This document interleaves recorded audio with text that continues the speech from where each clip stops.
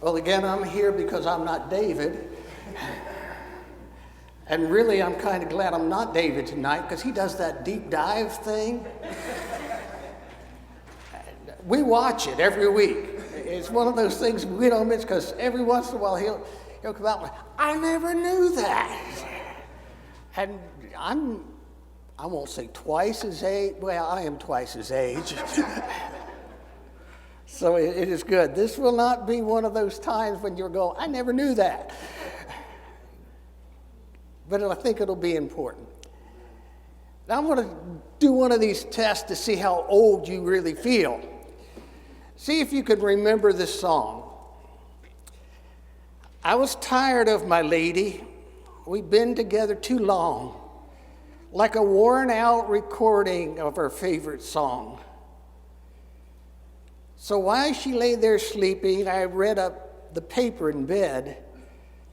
And in the personal columns, this was a letter I read. If you like pina coladas and getting caught in the rain, if you're not into yoga and you have half a brain, if you like running at midnight on the dunes at the Cape, then I'm the love you look for. Write to me and escape. I didn't think about my lady. I know that sounds kind of mean. But me and my old lady, we'd fallen into the same old routine. So I wrote the paper and took out the personal ad. And though I'm no poet, I thought it wasn't half bad. Yes, I like pina coladas and getting caught in the rain. I'm not much into health food, and I like champagne. I've got to meet you tomorrow at noon and cut through this red tape at a place called O'Malley's. And there, we'll plan our escape. So I walked with high hopes, and I waited. She walked into place. And I knew her smile in an instant and the curve on her face. It was my own lovely lady. And she said, oh, it's you. And then we laughed for a moment. And she said, I never knew you liked pina coladas and getting caught in the rain and feeling the ocean and tasting champagne and running at midnight on the dunes in the Cape. You're the lady I've looked for, so come with me and we'll escape. Now, if you remember that song, you're at least 50 years old. It was here in 1978. It hit number one in 1979. But when I thought about the song, I thought about us. And people, and relationships, and how this relationship so often has relationships that we experience in life. I went back to my alma mater, David Lipscomb, in November to accept the Circle of Honor. Now, Circle of Honor, they look at what you've done since you graduated. And so I felt real good about that. And then the second thing that is a qualification, it had to be at least 50 years ago, and I wasn't so glad about that. But some of the people I was close to, they've moved on. And then a lot of the people I was close to, they came up and hugged me, and I didn't know who they were until they explained. But there were some people that through 50-some years, we've been close. We've been that way, and when they had problems, I called them, and when we had problems, they called me. I visited them where they lived, they visited me where I lived. And when you're a preacher, it's sort of exciting. You get a new scenery to visit the preachers because they move around. And when they get used to your old place, My best friend, Steve Diggs, he came to us and visited 4 times, and he says, "You've been in South Florida for now a lot of years." I said, "Yeah, 15. He said, "Wow, I think that's a record for you." But how do you keep a record? How do you keep relationships? How do you hold on? Well, the first thing you got to realize is that some relationships, they're not meant to be held on to.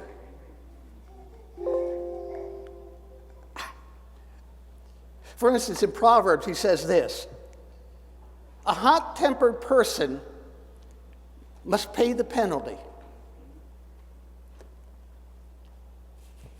Don't rescue them, because you'll just have to do it again and again and again.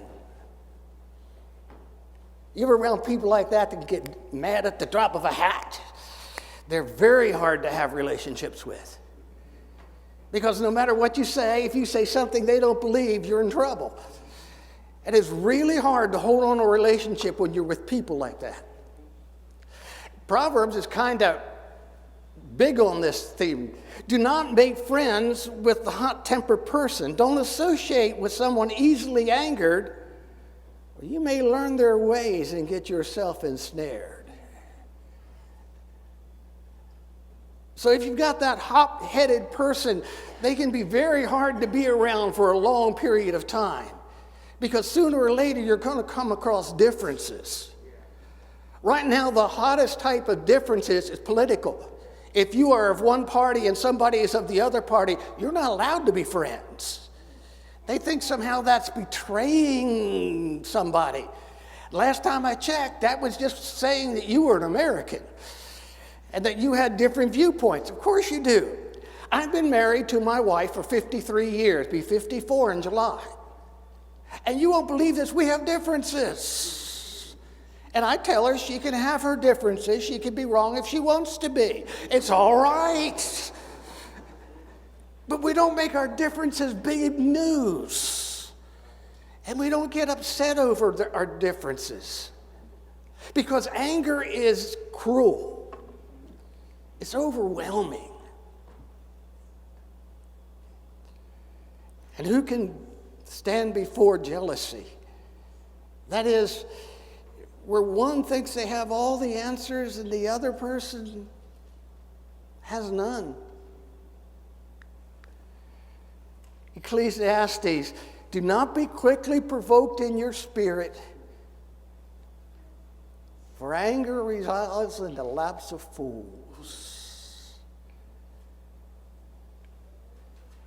Today, this is a big thing. This is a real big thing. Because we run into a lot of angry people. I do counseling. That's my big thing. And I run into people all the time who look at me and say, "I'm mad." And I say, "I don't care." What they want is they want the attention, they want me to switch, they want me to view things their way, but they're coming to me to help them out because they dug their ditch this way. They're in the mud because that's the life they're living. And if I sit there and say, "Oh, I'm really sorry if you're angry," and abide by that, I'm not helping them, I'm hurting them. New Testament is not quite about this either. This is Jesus on the Mount. I tell you that anyone who is angry with his brother or sister will be subject to judgment. Again, anyone who says to his brother or sister, "Raka," is answerable to the court, and anyone who says, "You fool," will be in danger of the fire of hell. Now, Raka is one of those words that's neither Hebrew nor Greek. It's Aramaic. What it means, I looked it up, and this was actually the definition one of my favorite authors gave. It means empty-headed and of no sense whatsoever. So you don't go around calling people empty-headed, no sense, because they don't agree with you. Proverbs. Listen carefully. In your anger, do not sin, and do not let the sun go down while you are still angry. Do not give the devil that foothold. It sounds like you can control it, doesn't it? That's because you can. One other incident that happened during counseling. Husband and wife, and he thought I was siding with her more than I was siding with him. And he led into me with a 15-minute tirade using 4-letter words and telling me things that I didn't want to hear. And I finally, when he got done, I looked at him and said, are you done? And he said, I am for now. I said, if it happens again, you'll have to find another counselor. And he said, do you have anybody in mind? I said, I have the perfect counselor for you. He said, where is he? I said, he says, Dr. Nunez. He's over in Winter Garden. And he was still practicing then. I'd studied under him in Pittsburgh. And he says, well, how much will Dr. Nunez charge me? I said, $350 an hour. I wasn't charging him anything. So it was quite a comparison. You know, he was very nice to me from that moment on. It was unique. He flipped over and turned into somebody totally new. The Bible says it is controllable. And if you're not being controlled, if you don't control it, it's because you don't want to. One more, and then we'll get into the lesson.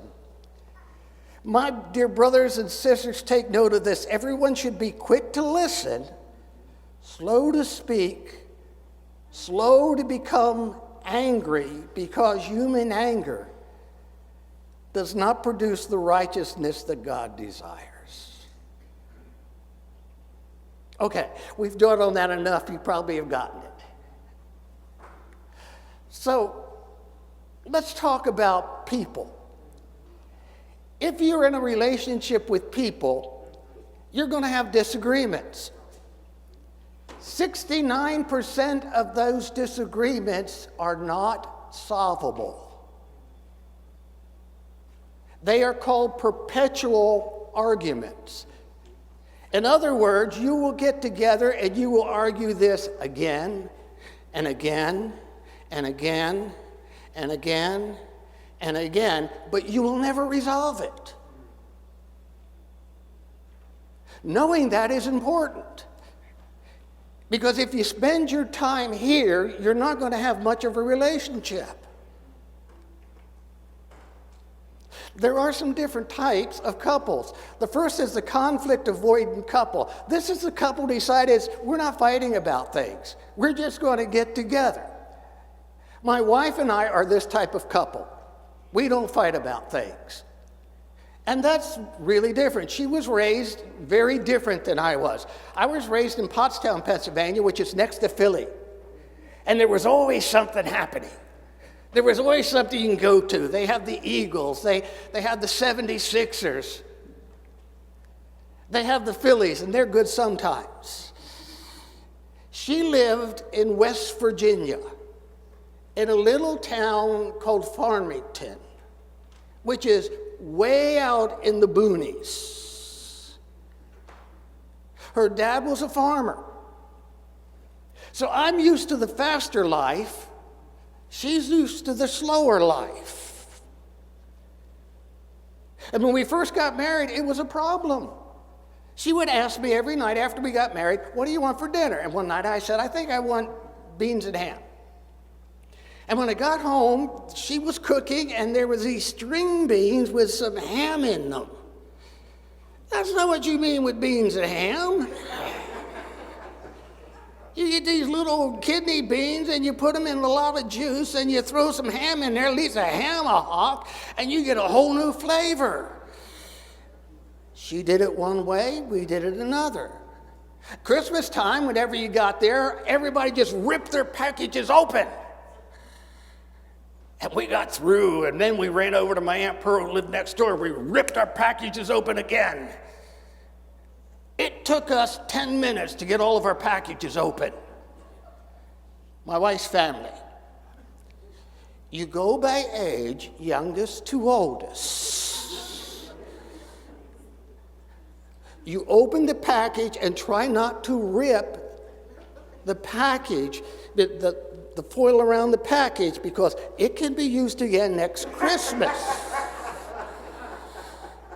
Be very careful as you open the package that you don't break the ribbon, because the ribbon is important.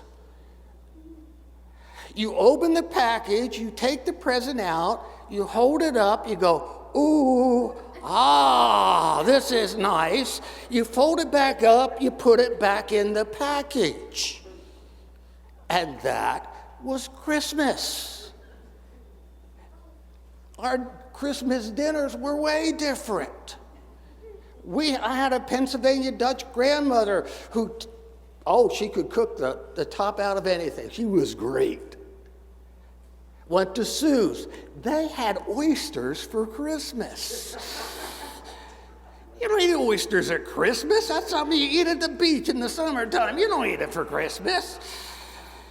But you had to try it because somebody cooked it, and if you're going to be polite, you tried it. These were the iron out differences. And you know what you learn? They're okay. It doesn't matter.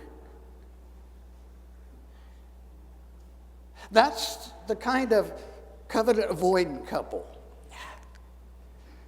Validating couple, now they do disagree, but they always find a solution.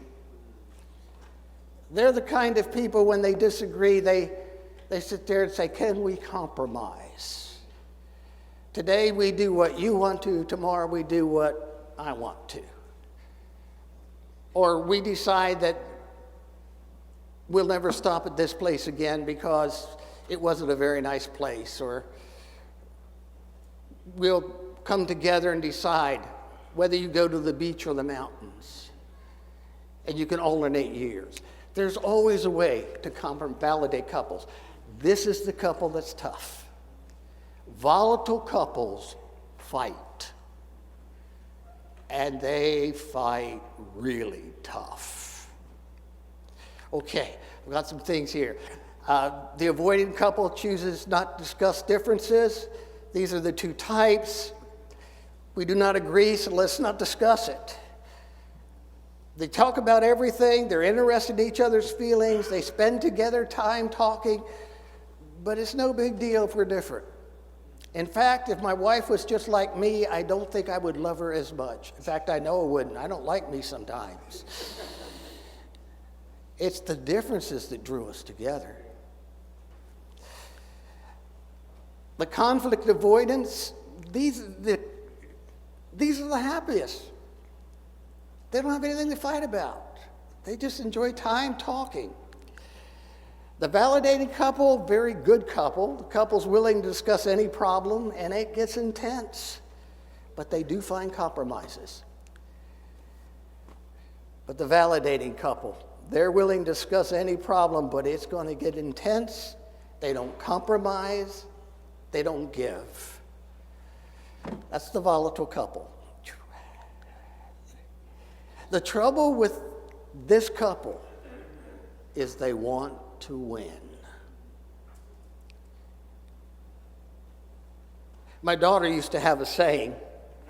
We would go on dates at least twice a month on Friday nights. And I'd say, well, honey, where do you want to go? And she would tell me, and I'd say, honey, it's a nice restaurant, but it's a little expensive. Can't we go somewhere else? And she says, Dad, I want people to know that you value me, so it has to be my place. It was nice when she was 4 to 9. We went to McDonald's every week. When she got 13, it moved up to Shoney's and Bob Evans. And when she got to 15, oh my, we had nice waiters. In fact, by the time she was 18, we had a place. They brought violin players to our table. We had made an agreement. She could tell me anything while we were on the dates, and I would never repeat it. She started off very light, By the time she was 15, she would start and I'd say, I don't want to know this.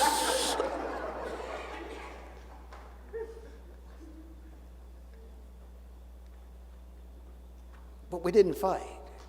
Validating couples would fight about everything that would be different. According to Gottman,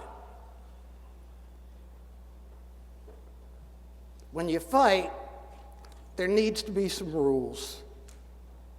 And here's the basic rule.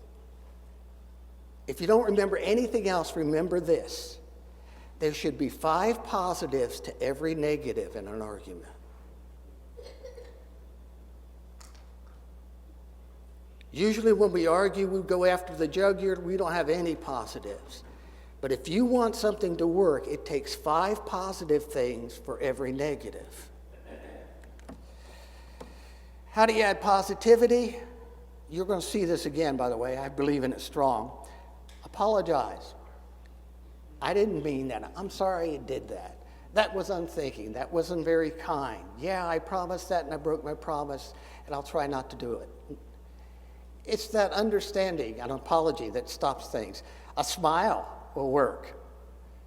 When Sue smiles at me, I can't argue with her. She's just got that sweet smile that just sort of goes, oh. Still gives me weak knees. A nod, empathizing. I understand where you're coming from. And I know how you feel. And I need to know how I can help. Reassurance, touch. Touch, if you're angry and you touch, you let the other person know, I'm still here and I still love you, no matter what we're discussing. Validating something your partner said. That was a good point. I never thought of that. Empathizing that your partner, what you and your partner have in common. If you are with this person and they are friends with you, you have more in common than you have negatively. Owning responsibility for your part. If you're in a discussion and you're angry, both of you have a part. So you take what you did to spur it on. Saying good point, fair enough, or pointing out what you both do right. Okay. Recalling past successes in conflict and a joke or laughter helps. This is a repair thing that you can use when you get in arguments. I don't want to go through this because I don't have the time to go through this, but I brought some with me. If you're interested, Sue's got the folder with them in them. If you all know my wife, do you want to hold up your hand? There, that little hand from the little girl on the front here. She's sitting where Teddy is. Just go with the man that doesn't have any hair and the little girl on the side. And I'm sorry, Teddy, it just came out. Okay, let's talk about the volatile couple a little bit. There are 2 possible outcomes to disagreement with a volatile couple. They can accept their differences. You go one way, I go another. Or you can often use humor to lighten the mood or decide the topic. You're going to stop discussing it because it's getting too hot. Had a couple down here. One went to Florida State and one went to the University of Florida. Do you see a problem? Especially around late October. They play each other. What they decided was he would take off the thing that had Gator Seminole on it, and he would put on his one Seminole. She would put on her car Gator, and they just wouldn't talk until the game was over that day.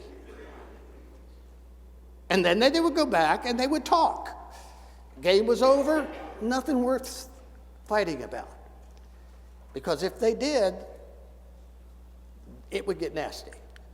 Second, the issue might go into an ongoing challenge that recurs and recurs and recurs.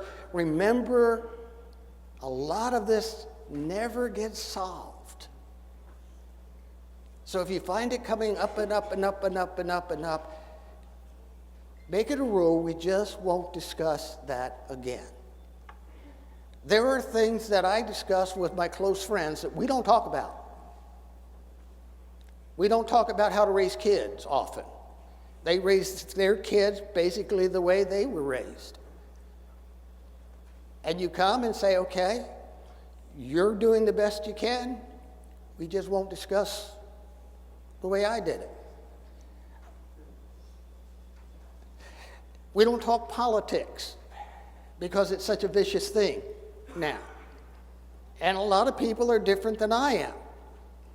I'm related to some of them. We just don't discuss it. They bring it up and I say, I don't go there. It's not worth the fight. Okay. The masters of relationship is they fight to understand, not to win. Fight to understand, not to win. It is more important in my relationships that I understand why you believe what you believe than to win the relationship and try to win you over to my side. When I married into Sue's family, they were of political influence of one party, very staunchly. And her grandfather sat me down one day and said, are you going to go and register to vote? I said, I've been meaning to, I just haven't done it yet. He said, you got to do it this week. He said, what are you going to register? I said, I knew what he believed, and I chose the opposite party. He looked at me and said, it's been nice knowing you.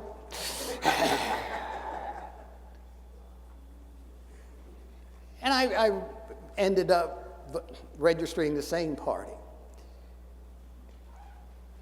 He was the one who said the opposite party, you could tell them at night because they didn't dim their lights at night. They were always evil. That's not true.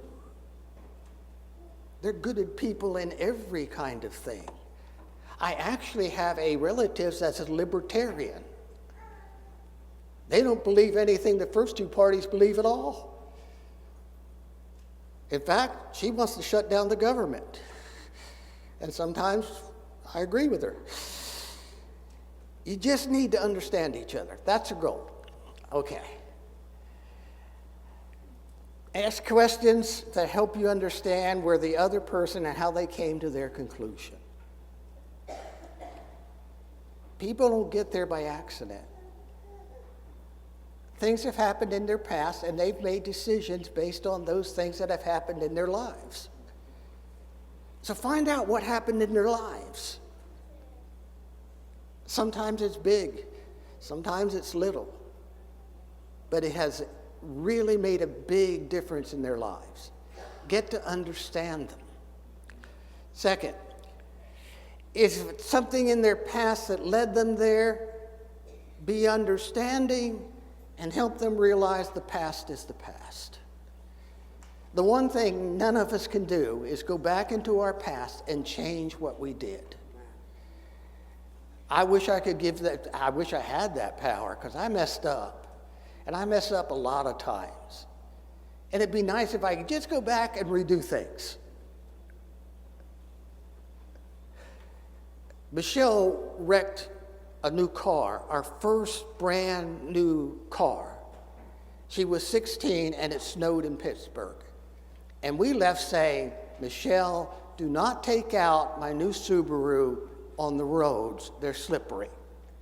And we left her at home.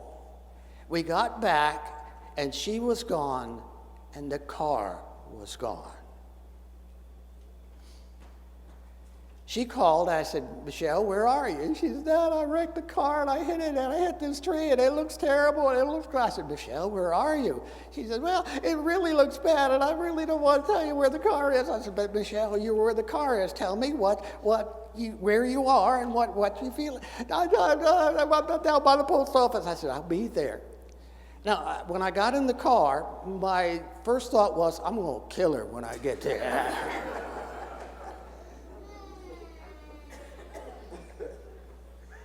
When I got there and she ran over to me, she came and she hugged me, and I hugged her back, and I said, "Are you all right?" "The car is terrible, it's over there." I said in the car, I said, "Honey, are you all right?" See the change of values that happen from one moment to the next? Now, I'd like to be able to say I didn't think I'll kill her if I get a chance. I did think that. It changed on the way.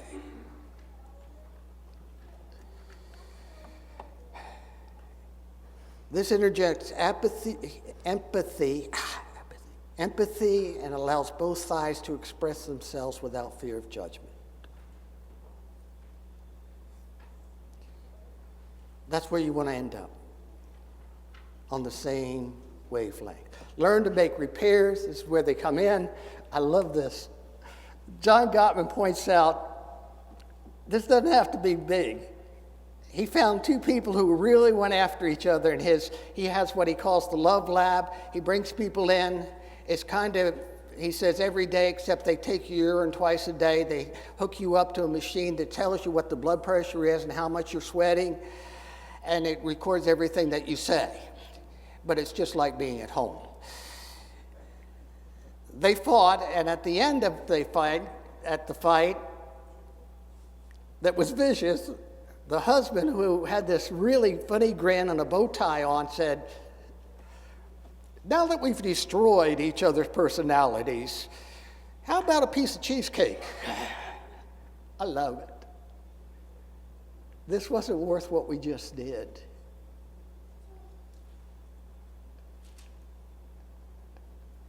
John Gottman and his wife Julie are this kind of aggressive type.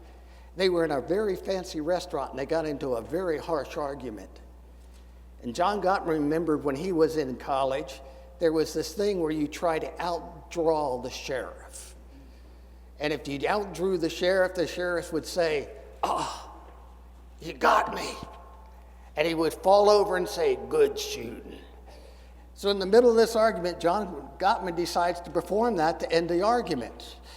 Well, of course, in a nice restaurant, they had all the maitre d's and all the people who waited in there running to his aid as he laid on the floor dying because somebody shot him.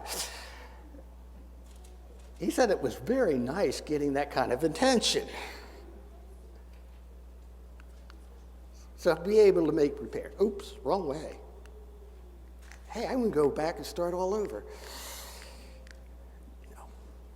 Okay, after my fight, we're headed home. I'm ready to process regret. Am I ready to process this regrettable incident? Julie Gottman, who works with John Gottman, said processing means you can talk about it without getting back into it. It is not a hot button issue. Second, are my emotions calm? Is this an emotional issue yet? If it's an emotional issue yet, do not go there. You have to be able to have a calm conversation about it.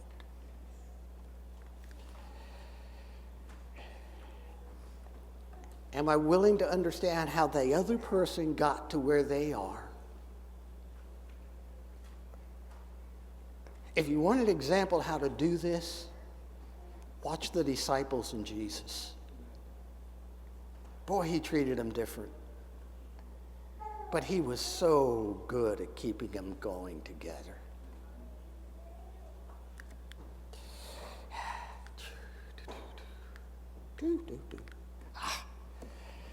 Am I willing to attune to myself to the other person's feelings and what the event means to them? The thing that you've got to fight here is being right. Being right is not worth hurting other people. Are we in a distraction-free space where we can be fully present with each other? If you have kids, it is past their bedtime before you bring this discussion up, because they They will want mom and dad for something. I had one couple that put on their door, whenever they discuss things, only if there is a fire are you permitted to knock on this door. They were that serious about it, but they still knocked.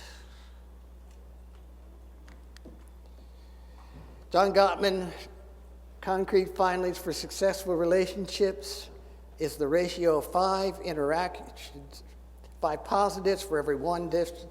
I told you we'd see this again, we do. And I do have copies, so we're doing it right fast, because I'm almost out of time. Learning how to be a better partner. Oneself, you uncovered the limiting beliefs in your self-esteem, and you celebrate together. When you're married, you are not one and one.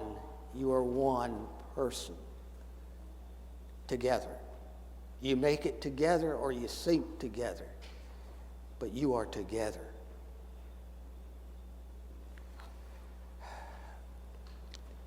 When a couple has learned to touch, to smile, or to simply say, I understand, it shortens the length of disagreements, restores relationships, makes it faster with the participants of being loved.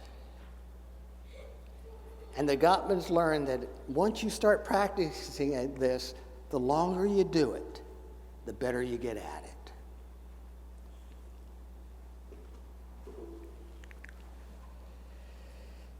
Last one. Thriving relationship requires appreciation for the efforts being made to keep things running. A simple thank you is not enough.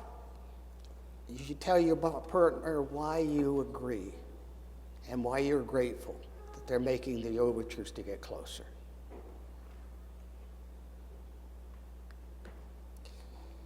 Turn towards each other.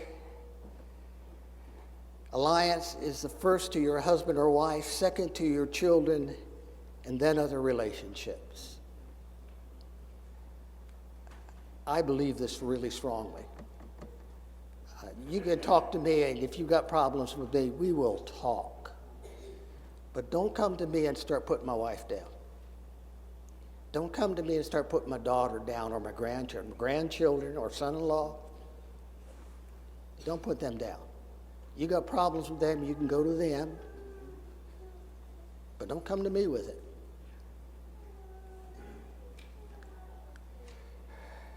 When someone starts to criticize your mate or children, shut it down, whatever it takes.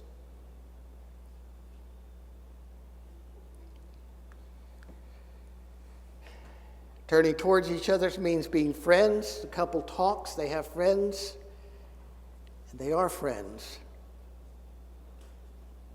They love seeing each other and working together.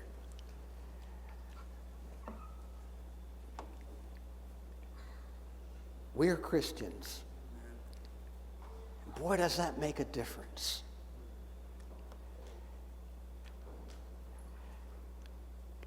There's not one of us that still does not sin. It's not that we want to. It's not that we plan to. It's not that you get up in the morning and say, I think today will be a sinful day. It's not that we do that.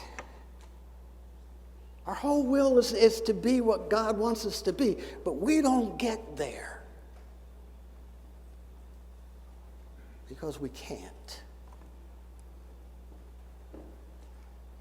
The Apostle Paul in Romans chapter 7 says, I get up every day and I say, this is the good stuff I'm going to do. And he gets to the end of the day and he says, did you do it, Paul? No. Well, this is the bad stuff I'm not going to do. And did you do it? Did you keep yourself away from it? No. And he sums up that saying by saying, I'm a wicked man. Who can save me from this body of sin and death? And then the good news. Thanks be to God through Jesus Christ. At our best, we're flawed. But God shows us what love does. He forgives us through Jesus Christ. Over and over and over. Do that for your mate. If there's a way that we can help you to get to that understanding God, or improve your relationship to Him, won't you come? Together we stand and sing.